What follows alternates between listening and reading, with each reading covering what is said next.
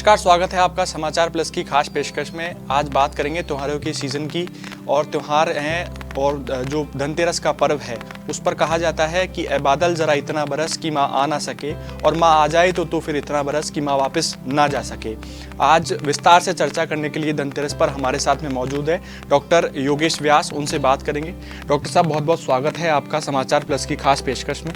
धनतेरस पर चर्चा करेंगे। धनतेरस पर क्यों मनाया जाता है, कब मनाया जाता है और इसमें क्या खास है? जी, दीपावली का पर्व शुरू होने वाला है और दीपावली जो पर्व की शुरुआत है वो धनतेरस से ही मानी जाती है।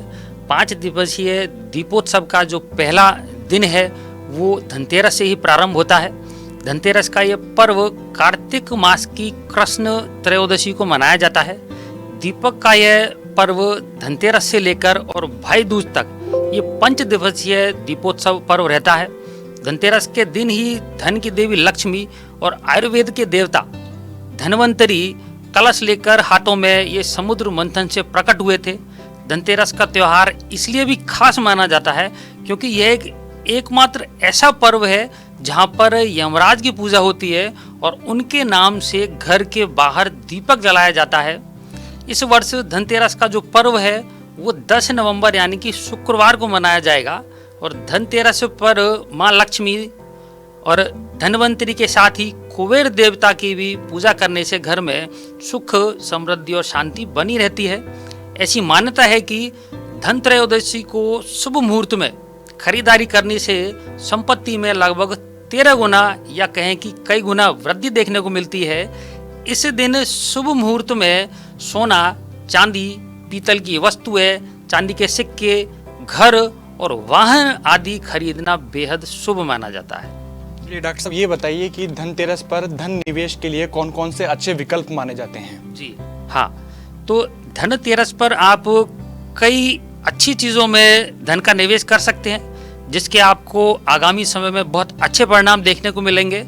तो विकल्पों में बात करें तो आप सोने में निवेश कर सकते हैं, गोल्ड बॉन्ड खरीद सकते हैं, वो निवेश आपके लिए काफ़ी बेहतर माना जाएगा। धनतेरस पर आप लॉन्ग टर्म की बात करें तो आप SIP में निवेश कर सकते हैं, वो आपके लिए बेहतर रिजल्ट देने वाला साबित होगा। इसके साथ ही आप बीमा से संबंधित आप कोई अपना निवेश कर सकते हैं। RBI के बॉन्ड में भी किया हुआ निवेश आपके लिए शुभ फल देने वाला साबित हो सकता है। आप देखेंगे कि इस धनतेरस पर आपको प्रॉपर्टी में अच्छी ग्रोथ देखने को मिलेगी। आपको जमीन के रेट और फ्लैट की कीमत भी आपको काफ़ी ठीक देखने को मिलेगी। इसके साथ ही शेयर मार्केट में भी आपको अच्छा उछाल देखने को मिलेगा। जी देखिए, ये बताइए कि जो धनतेरस पर दीपदान का जो महत्व है और इसमें दीपदान का जो मुहूर्त है वो किस तरीके से रहने वाला है, क्योंकि दर्शकों को पता होना चाहिए कि मुहूर्त में किस सर्वश्रेष्ठ मुहूर्त में पूजा होनी चाहिए। जी बिल्कुल। देखिए, धनतेरस पर जो दीपदान की बात है तो धनतेरस पर दक्षिण दिशा में दीपक जलाने की एक विशेष परंपरा रही है। इस दिन शाम को घर के आंगन में या घर के द्वार पर दक्षिण दिशा में यमराज के नाम से एक चौमुखा दीपक जलाना चाहिए। उसमें आप काली मिर्च, लौंग और सरसों डालें। ऐसा करने पर स्वास्थ्य लाभ मिलता है और आपकी आयु में वृद्धि होती है। साथ ही यमराज भी इससे प्रसन्न होते हैं जिससे कि घर के सभी सदस्यों को स्वास्थ्य लाभ मिलता है। और यमराज की इस तरीके से आराधना करने पर आपकी अकाल मृत्यु का जो भय है वो भी काफ़ी कम हो जाता है। इस दिन किसी जरूरत व्यक्ति को आप, जो गरीब हो, जिसको आवश्यकता हो, उसको आप रुई, तेल, माचिस, दीपक आदि का अगर दान करेंगे तो ये आपका बेहद शुभ माना जाता है। अब बात करें कि दीपावली के शुभ मुहूर्त की, तो दीपावली को आप माँ लक्ष्मी का पूजन अगर स्थिर लगन में करते हैं या प्रदोष काल में करते हैं तो यह बेहतर माना जाता है। उस मुहूर्त की बात करें तो शाम को जो श्रेष्ठ मुहूर्त है वो लगभग 5:45 बजे से और 8 बजे तक रहने वाला है। प्रदोष काल के मुहूर्त की बात करें तो ये लगभग 5:30 से और 8 बजे तक रहने का रहेगा। और स्थिर लगन की बात करें तो शाम को 5:45 बजे से लगभग 7:40 तक ये आपका जो धनतेरस का मुहूर्त है वो श्रेष्ठ माना जाएगा। देखिए डॉक्टर साहब, धनतेरस पर खरीदारी नहीं हो, ऐसा हो नहीं सकता। खरीदना अलग अलग चीज़ें जो है वो खरीदेंगे लोग बाग, तो क्या खरीदें और क्या ना खरीदें, किन चीज़ों को क्या क्या चीज़ें जो है वो शुभ रहने वाली है और क्या चीज़ें जो है वो अशुभ रहने वाली है? हाँ, धनतेरस पर आप नए बर्तन, आभूषण, भगवान की मूर्तियाँ ये सारा खरीद सकते हैं। ये काफ़ी श्रेष्ठ माना जाता है। साथ ही कुछ वस्तुएं ऐसी हैं जिनको हमें खरीदने से बचना चाहिए। तो हम जान लेते हैं एक बार कि किन चीज़ों को खरीदने से आपको धन विषयक श्रेष्ठ परिणाम देखने को मिलेंगे। तो पहले बात करें कि लक्ष्मी गणेश जी की मूर्ति आप धनतेरस के दिन खरीद सकते हैं, क्योंकि धनतेरस के 2 दिन बाद ही दीपावली का पर्व मनाया जाता है। और उस पर्व में आप धनतेरस को खरीदी हुई मूर्तियाँ लक्ष्मी गणेश जी की आप स्थापित कर सकते हैं। इससे आपको लक्ष्मी विषयक श्रेष्ठ परिणाम देखने को मिलेंगे। इसी प्रकार से आप सोने चांदी के सिक्के धनतेरस को खरीद सकते हैं। उन सिक्कों के ऊपर लक्ष्मी और गणेश जी की आकृति उभरी हुई रहती है। इन सिक्कों को आप दीपावली की पूजा में कुबेर जी का प्रतिरूप मानकर आप स्थापित करके इनकी पूजा कर सकते हैं। इससे भी आपको लक्ष्मी विषयक श्रेष्ठ परिणाम देखने को मिलेंगे। इसी प्रकार से आप आभूषण खरीद सकते हैं। मान्यता है कि धनतेरस पर खरीदी हुई चीज़ में कई गुना वृद्धि देखने को मिलती है। तो आप इन आभूषणों को घर की लक्ष्मी को आप भेंट स्वरूप प्रदान कर सकते हैं। ये ठीक रहेगा आपके लिए। लक्ष्मी विषा यंत्र और संपूर्ण वास्तु यंत्र ये हस्त निर्मित और रत्न जड़ित वैदिक यंत्र होते हैं। तो आप इनको धनतेरस पर खरीद कर लक्ष्मी जी की पूजा में दीपावली को आप स्थापित करें लाल कपड़े पे, तो आपको काफ़ी श्रेष्ठ परिणाम देखने को मिलेंगे। इसलिए डॉक्टर साहब ये तो बात हुई कि क्या खरीदे और क्या ना खरीदे। एक अमूमन सा एक सवाल मन में आता है कि लक्ष्मी जी का जो पाना होता है, पाना व्यापारी किस पाने की पूजा करे और घर पर किस पाने की पूजा करनी चाहिए, क्योंकि गणेश जी की सूंड राइट साइड और लेफ्ट साइड में कुछ ऐसा माना जाता है, उस पर क्या कहेंगे?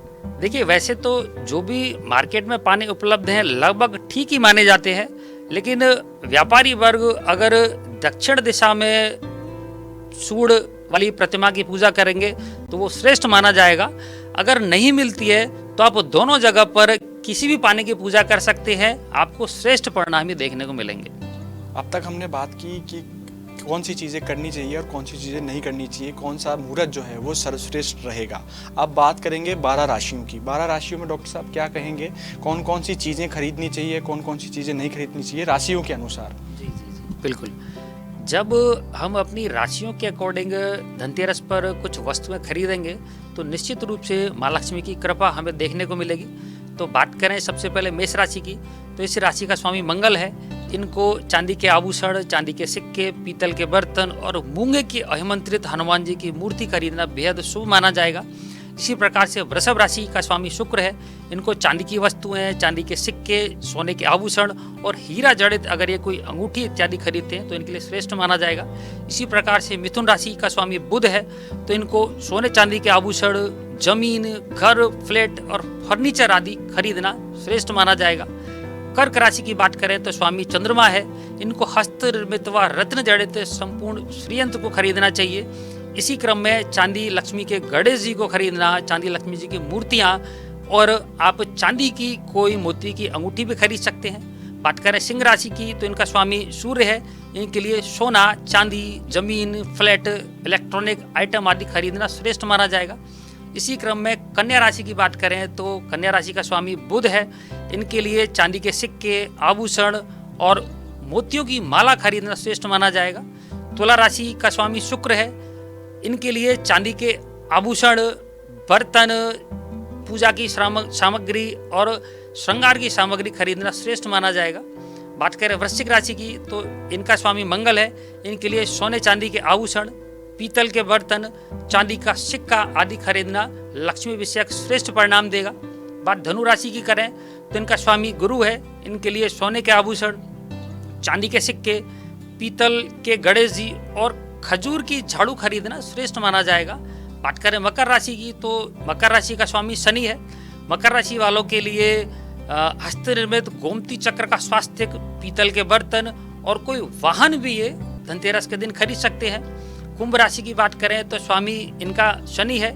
इनको हस्त निर्मित गोमती चक्र, गणेश यंत्र, झाड़ू, चांदी के सिक्के और सोने के आभूषण खरीदना श्रेष्ठ माना जाएगा। बात करें अंतिम मीन राशि की तो इनका स्वामी गुरु है। धनतेरस पर इनको पीतल की वस्तुएं और झाड़ू खरीदना समृद्धि दायक माना जाएगा। इस प्रकार से आप भी धन त्रयोदशी पर अपने राशि के अनुसार सामग्री खरीदें और निश्चित रूप से वर्ष पर्यंत आपके ऊपर माँ लक्ष्मी की कृपा बनी रहेगी। डॉक्टर साहब, ये वैदिक यंत्रों का क्या महत्व रहने वाला है? जी, धनतेरस पर हम हस्त निर्मित वैदिक यंत्रों की खरीदारी कर सकते हैं। जैसे कि धनतेरस पर आप लक्ष्मी विषय यंत्र को खरीद सकते हैं। तो आपने कई बार सुना होगा कि बोलने में आता है कि जहाँ यंत्र हो बीसा तो क्या करे जगदीशा। तो उस क्रम में हस्त निर्मित वैदिक जो यंत्र है, इनमें स्टोन लगे रहते हैं। इनको हाथ से वेदों में जो यंत्र बने हुए हैं उनको कॉपी करके बनाया जाता है।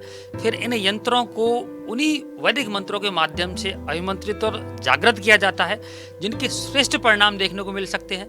तो आप लक्ष्मी विषय यंत्र की खरीदारी कर सकते हैं। आप इस दिन संपूर्ण वास्तु यंत्र की खरीदारी कर सकते हैं। वास्तु देवता को उसमें बनाया जाता है और 8 दिशाओं से संबंधित जो रत्न है उस वास्तु यंत्र में लगाए जाते हैं। तो आप इन यंत्रों को खरीद करके दीपावली पूजन में आप इनको शामिल करें। माँ लक्ष्मी के साथ में इन वैदिक यंत्रों की आप पूजा करें और दूसरे दिन आप इन यंत्रों को किसी लाल कपड़े पर स्थापित करके आप अपने व्यावसायिक स्थल पर या अपने घर के पूजा स्थल पर आप इनको स्थापित कर सकते हैं। जैसे कि आप लक्ष्मी विषय यंत्र को अपने व्यावसायिक स्थल की या तो तिजोरी के अंदर रख सकते हैं या फिर वहाँ के नॉर्थ ईस्ट यानी कि ईशान कोण में स्थापित कर सकते हैं। इसी प्रकार से अगर आपको लगता है कि घर में आपके कुछ वास्तु दोष हैं, तो आप दीपावली पर अभिमंत्रित और जागृत किए हुए उस संपूर्ण वास्तु यंत्र को अपने पूजा घर में स्थापित कर सकते हैं और आप देखेंगे कि निश्चित ही आपको धन विषयक परेशानियां कम हो रही हैं और वास्तु से संबंधित अगर आपके घर में कोई दोष है तो उन दोषों के समाधान भी आपको इस संपूर्ण वास्तु यंत्र के माध्यम से देखने को मिलेंगे। तो ये थे हमारे साथ में डॉक्टर योगेश व्यास, जिन्होंने बताया कि किस तरीके से वैदिक मंत्र का महत्व जो है वो रहने वाला है। कैमरा पर्सन विपिन कुमार के साथ सचिन शर्मा, समाचार प्लस, जयपुर।